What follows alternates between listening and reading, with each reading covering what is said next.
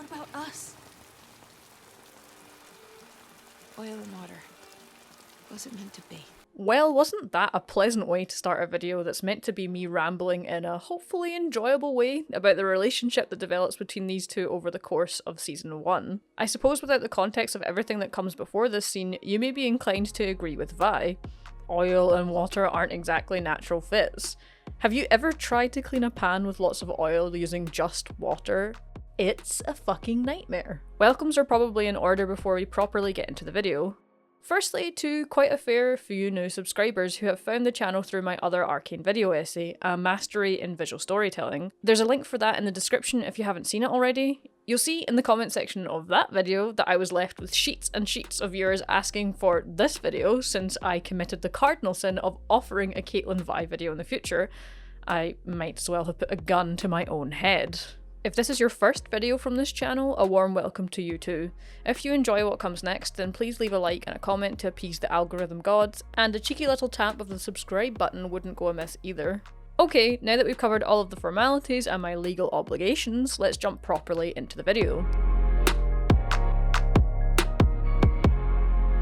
If you're not familiar with me, which is absolutely a-okay, I'm a bit of an analytical media nerd, and in the past I did my senior university dissertation on LGBT or queer representation in Western animation, so it's not a topic I'm, for lack of a better phrase, pulling out of my arse. I've been over this area of media analysis a fair bit, but I'm not here to talk about the historical and modern discourse of this subject.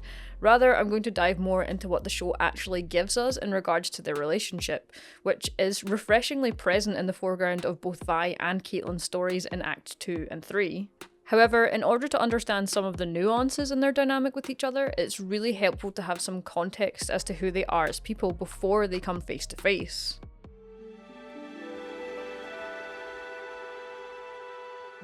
Let's start with Caitlyn Kierman, voiced wonderfully by fellow Scottish lass Katie Leong, who, if you're somewhat familiar with, also played Cho Chang in Harry Potter. In Act 1, Caitlyn is very much a side character, but what we learn from her small amounts of screen time in this section are no less important in informing the audience of her character. Caitlyn is the daughter of a councillor, one of the political leaders of Piltover, and with that comes great expectations and a reputation to uphold. That combination results in a fairly obvious isolation from others even into her adolescence. It's why I think she latches onto an older brother-like relationship with Jace. Look at these dang goofballs. Jace, boy, do you really want your shoulder dislocated before your big speech? Caitlyn can't trust that others would want a relationship with her, be it platonic or romantic, without the possibility they are using her to gain access to her family's political status and power. This theme of trust is something that plays an important role in both Vi and Caitlyn's story, but more on that later. As a Kieran, she certainly has the option to take an easy career path, a desk job that would pay her well and give her a life of luxury. However, Caitlyn isn't the kind of person that wants to be handed gifts and opportunities. She wants to earn them and isn't really concerned with material things. Which is why she brutally dunks these "I'm sorry you got blown up" flowers from Jace, far more focused on the case in front of her than floral platitudes. Caitlyn's motivation to do good is clear throughout the series. It's why she becomes an enforcer. She believes that's a path that will allow her to do the most good, having been largely shielded from the systematic brutality the enforcers have inflicted on residents of the Undercity. Which leads us quite nicely to a certain redhead. It's almost like I wrote the script to do that.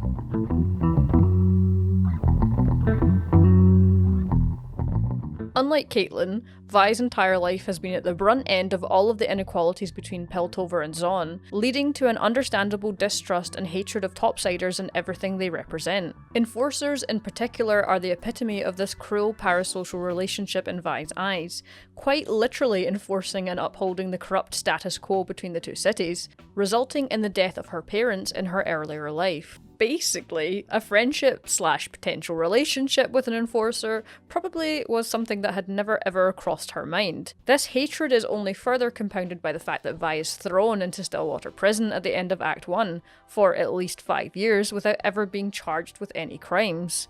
essentially left to rot and fend for herself and subject to regular beatings by guards. Another interesting difference between Caitlyn and Vi is that Vi is surrounded by other vulnerable individuals like Powder, who she feels a responsibility to protect, especially when good old surrogate dad Vander says things like this. When you say light a fire, they show up with oil. But whatever happens, it's on you.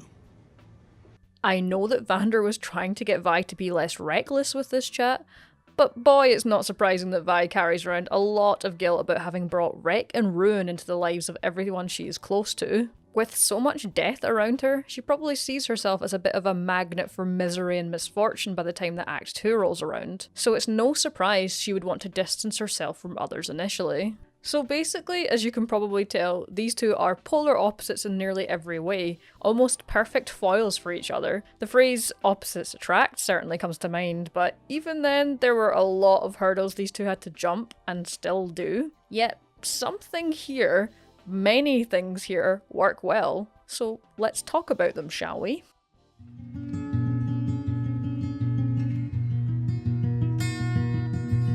If any of you happen to guess the reference I'm making in the title of this section, you are now my new best friend. Essentially, as this relationship dynamic kicks off, we have a clash of Vi's be gay do crimes mentality versus Caitlyn's be gay solve crimes brain rot. Vi doesn't expect much of Caitlyn to begin with, except the usual cold treatment of other enforcers, so it must have come as quite a surprise that Caitlyn appeared to bend the rules to allow her release. Caitlyn is very wary of releasing Vi, but she knows she has a better chance in the Undercity with her. Caitlyn is also clearly appalled at the treatment that Vi has received in Stillwater, and this is also the beginning of her beliefs in the laws and systems of Piltover wavering. As the two of them spend more time together in some highly stressful situations, they are in turn able to gain new perspectives on each other's contrasting worlds. After Vi tries to give Caitlyn the shake to go and duke it out with her old pal Savika, Caitlyn saves her life and escorts her to safety. I can imagine with all of that muscle that Vi is quite heavy, so it's helpful that Kate is also a bit of a hench beast herself. Caitlyn continues to show Vi kindness and concern, securing life-saving medicine at the cost of her gun, her only real form of protection for a relative stranger. She gently helps Vi come down from the initial shock of the shimmer-laced medicine, something that once again must have really taken Vi by surprise. The more time that Vi spends with Caitlyn, the more humanity she begins to realise is present in Piltover.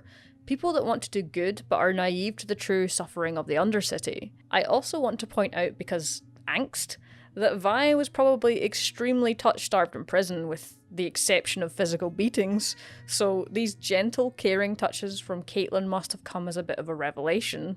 I also love that Caitlyn gives this shimmer-addicted man a tight hug after he seems genuine in his assistance. I know this isn't something that Vi sees, but it only further emphasises the kindness and care that Caitlyn possesses. What is it with this girl and giving out the good physical affection to touch-starved people, huh? Although I don't think Caitlyn ever didn't care about the people of the Undercity. I imagine that given her affluent lifestyle and isolation, she probably didn't associate with its citizens very often. That's why her relationship with Vi is so important to her perspectives, putting a human face to the suffering of the people of the Undercity and a direct challenge to her belief system. It probably also helps that this human face in particular is a very attractive, roguish lady, but we'll get back to that later. Both Vi and Caitlyn are left irrevocably changed by their time together, with Caitlyn so moved by her time in the Undercity that she is willing to put her neck on the line with the Council of Piltover to challenge them to do something meaningful about it.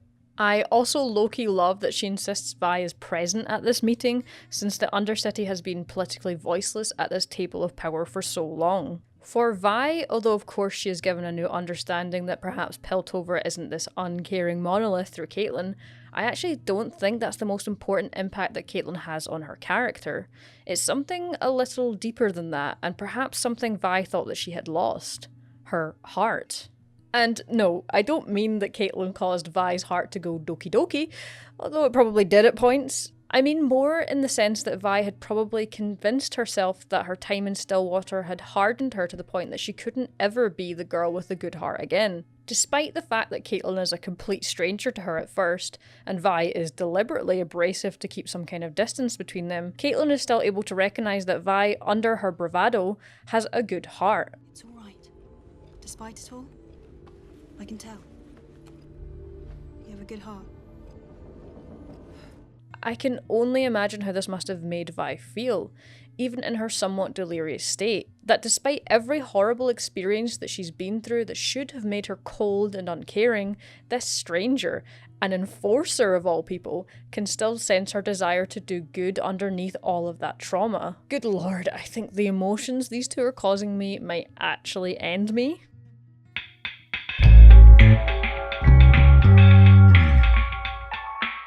So this is a bit of a joke title, but I promise we're not going completely off the rails with this section. It's actually a pretty important cornerstone of the relationship these two develop over the course of the series.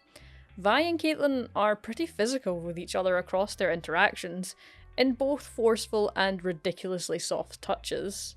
The physical interactions between these two was such a breath of fresh air. Very little of this was subtle, with a clear message for the audience to read from their scenes. Take the now infamous cupcake scene, for example. A lot of information is conveyed through the physical body language of the pair. Vi is assertive and dominating, with a clear attraction to those of the female persuasion. Don't think I didn't notice you clocking that dump truck in about as subtle a manner that Caitlyn glances to Vi's lips in the next episode. Caitlyn is also shown to choose the company of a lady in the Undercity brothel, which is, pretty gay, bestie. I still love this shift in Vi's expression from me angy to pleasant surprise when she spots Caitlyn flirting like a pro. One of the writers for Arcane also recently wrote this interesting post in regards to this specific scene, and I quote, "I always wanted your hot cupcake to be in the episode. That line was in my very first draft. I received the same note several times that the same sentiment could be said in body language or subtext, or that Vi wouldn't be so direct with emotions. But it was something that I didn't want to leave open to interpretation. Women who are attracted to women have experienced all too frequently what it's like to have our feelings buried in subtext for all eternity. It is rare to see a female-female dynamic like this that allows physical attraction to clearly be on display without over-sexualizing the characters. I think with some pieces of media, they shy away from any real displays of physical attraction between women for fear of feeding into a male gaze or fetishizing sapphic women. Arcane toes that line really well with Caitlyn and Vi, and I think their character designs feed into that, both looking like realistic portrayals of women while still being very attractive. Another example of physical connection that I love is the bridge sequence in Act 3. If you want to hear me talk about this iconic scene more generally, check out my other Arcane video. Here, Vi and Caitlyn part ways for what very much feels like the last time. We get this extremely tight hug that Caitlyn initiates, and you can really feel all of her raw emotion as she clings onto Vi. The fact that the Arcane team is able to display so much emotion with their facial expression animation really adds to the weight of this scene. Vi is much the same as Caitlyn, holding on tightly and burrowing her face into Caitlyn's neck. It's clear they've come to mean a lot to each other in their short but eventful time together. Neither of them want to separate, but have their own responsibilities. We even get Vi holding Caitlyn's face and her gaze as they part like very good friends. They seem to be very good friends. Of course, this doesn't end up being goodbye, with Caitlyn injured in yet another Jinx explosion. Vi rushes in to help, and we get this extremely soft look of concern along with a gentle face pet. God, please stop being so soft! Anyways, Jinx comes to finish what she started, and we get a very, very carefully hidden moment between the two. I honestly never clocked what I'm about to show you, but I should never forget that the gays have a bloodhound-like ability to seek out content, having been starved with subtext for so many moons, and so found this angsty little moment.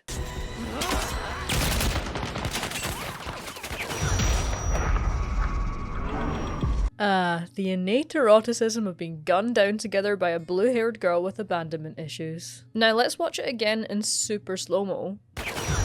So we have Caitlyn, with her famously thick, bulletproof arms, actively trying to shield Vi from the onslaught of Jinx's gun, and Vi being like, hell no, not another person dying for me, and shoving her out of the path of the gun. I've got two more scenes I want to cover, both taking place in episode 8. Firstly, for a change of pace from these two getting knocked out, blown up, or gunned down, let's chat about the bedroom scene firstly. And I'm exposing you to this edit from my other Arcane video because it's what you deserve. What you got there? It's a smoothie. I don't think we have a much more intimate scene than this in the series, apart from, obviously, the Hex-Tech sex scene. And it makes sense. This is the first moment of peace that Caitlyn and Vi actually have together. It's the first time that Vi really lets down this wall of bravado, now truly having to come to terms with what her sister has become in her absence. There isn't really a lot of ambiguity with being gunned down by a machine gun. She exposes a lot of vulnerability here, talking about her past with Powder and how she used to be the one that would protect her sister from the monsters, but the monsters effectively got their claws into her anyway. It just shows you how much she's come to trust Caitlyn in their time together, allowing herself to be this vulnerable. Caitlyn gives her an extremely tender stroke on the cheek and Vi holds onto her hand for dear life. They just work so well and it hurts my weak heart who loves the angst but secretly wants the fluff. And now to the final scene I want to talk about for Caitlyn and Vi. But first, if you hit that little subscribe button now, I'll give you another meme edit right now. I mean, I'll give you it anyway because that's how editing works.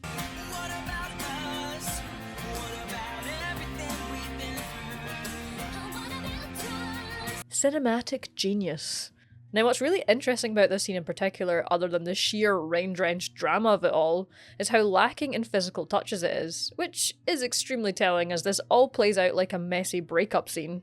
Vi is at a loss, feeling herself running into the same bureaucracy and spinelessness that has characterised how Piltover has run the Undercity in her lifetime. Vi decides to part ways with Caitlyn here, justifying it by saying that the differences between them are too great to overcome. In reality, I think that Vi can't bear for Caitlyn to get hurt again on her behalf. Essentially, Vi is on a collision course with Silco and his empire in the hopes of liberating her sister, and that sounds like a surefire way to get Caitlyn killed. What probably hurts the most here is the physical distance that Vi maintains as Caitlyn tries to pursue her. She isn't even able to look Caitlyn in the eye in case her resolve crumbles. And per Caitlyn, she's got herself quite the hero complex, still believing that she can solve everything. She also completely misunderstood the assignment of forgetting about Vi, replaying this scene in the shower in her brain box and biting her lip. She's got it so bad. I think we all do, actually. So yeah, that's about all I've got in me for this video, unless I just covered every second of screen time for these two, and I know you guys are thirsty, but please have mercy. I hope you enjoyed this little deep dive, and please let me know what kind of Arcane video that you would like next. It could be something like this, or something a little bit more casual. Who knows? Let me know in the comments. If you like this video, please leave a like and subscribe, and thank you for watching.